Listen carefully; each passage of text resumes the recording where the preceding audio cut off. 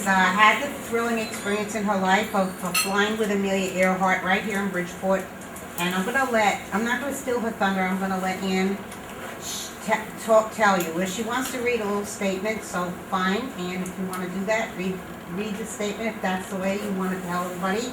And then I'll talk with you afterwards. You have to be 92 years old to tell this story. When I was 15 years old and a sophomore at Warren Harding High School, Amelia Earhart, the famous aviatrix, came to speak to 1,200 members of the Girls' Student League. The date was November 5th, 1936. She told us that it wouldn't be long before there were weekly trips between countries, passengers and commercial, in large planes being built now by Sikorsky's. She also counseled the girls to take an interest in flying, as it is just as much a woman's world as it is a man's world. After the assembly, 3 students, honor students, were chosen to fly with her in her plane over the Stratford Airport. How fortunate I was to have been given this once-in-a-lifetime opportunity to fly in 1936. Last year was the 75th anniversary of Amelia's disappearance, and Laura Maudlin from the Easton Courier interviewed me and asked me what Amelia talked about in the plane. Jokingly, I said to her, if I had ever imagined that 75 years later someone would ask me that question, I would have taken notes. However, I do remember that it was very noisy in the plane, and I will never forget being in the sky with Amelia. But that's enough about me. I would love to tell you a little something about my idol, Amelia Earhart. She was born in July 1897 in Atchison, Kansas. She saw her first plane when she was 10 at an Iowa State Fair. And in 1920, when she was 23 years old, she went to an air show in California. And after a 10-minute ride over Los Angeles in an open cockpit plane, she decided she had to fly. And in 1923, she got her pilot's license, and fly she did. In May of 1932, she was the first woman to fly solo across the Atlantic. In August of 1932, she was the first woman to fly solo coast to coast across America.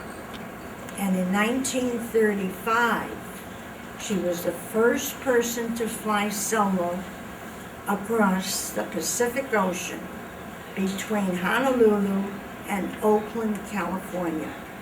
She became a fearless pilot, and many returned to her as Lady Lindy.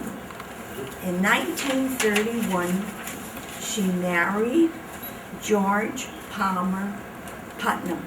He was a publisher, and he was very anxious to see her complete her goal. And her goal was to fly around the globe. He persuaded Purdue University to establish a fund, and they raised $500,000. In addition, Amelia lent her name to luggage, cameras, airplanes, and a host of other things. She had to do this to raise money for a new plane, and she bought an Lockheed Electra. After many preparations, she was ready for this flight around the globe. She wrote to her husband before she left, "Please know that I am aware of the hazards. I want to do it because I want to do it. Women must try to do the things men have tried. When they fail, their failure must be but a challenge to others." She and her navigator, Fred Noonan, left on June 1st, 1937, only 7 months after she had been to Warren Harding. They had already flown 22,000 miles and had only 7,000 miles more to go to the island of Howland. On July 2nd, 1937, a month after the trip started, Amelia reported to the Coast Guard cutter Itasca that they were low on fuel. They never arrived at Howland Island. President Roosevelt authorized a search by 9 naval ships and 66 aircraft. After 2 weeks, the search was abandoned. Amelia Earhart and Fred Noonan had disappeared. Millions of dollars have been spent on many expeditions, but her disappearance remains a mystery. How sad.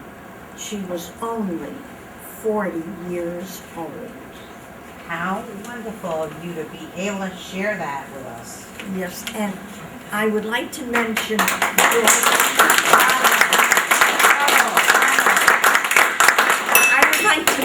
Dorothy Leepertz. Amelia Earhart also played a part in her life. Dorothy was working in the Warren Harding office when Amelia came. And Dorothy said, "I wish I had my camera today." Amelia said to her, "Don't worry, I will send you a picture." Sure enough, 2 weeks later, Dorothy found in her mailbox an autographed picture by Amelia Earhart. I invited Dorothy to be here tonight, but I'm 92 and Dorothy is 94. That's the difference, huh, the New Year's? Right, and so she thought it would be too much for her. So thank you very much. We are thrilled.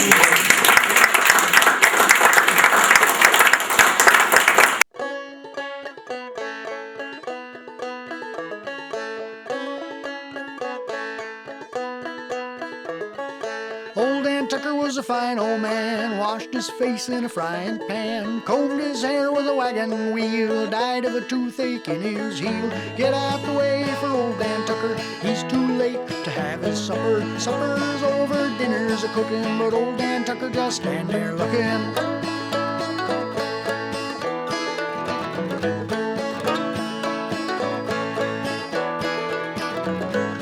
Old Dan Tucker, he come to town, riding on a billy goat, leading a hound. Hound dog barking, the billy goat jump, throwed old Dan Tucker on top of a stump. Get out the way for old Dan Tucker, he's too late to have his supper. Supper's over and dinner's a-cooking, but old Dan Tucker just stand there looking.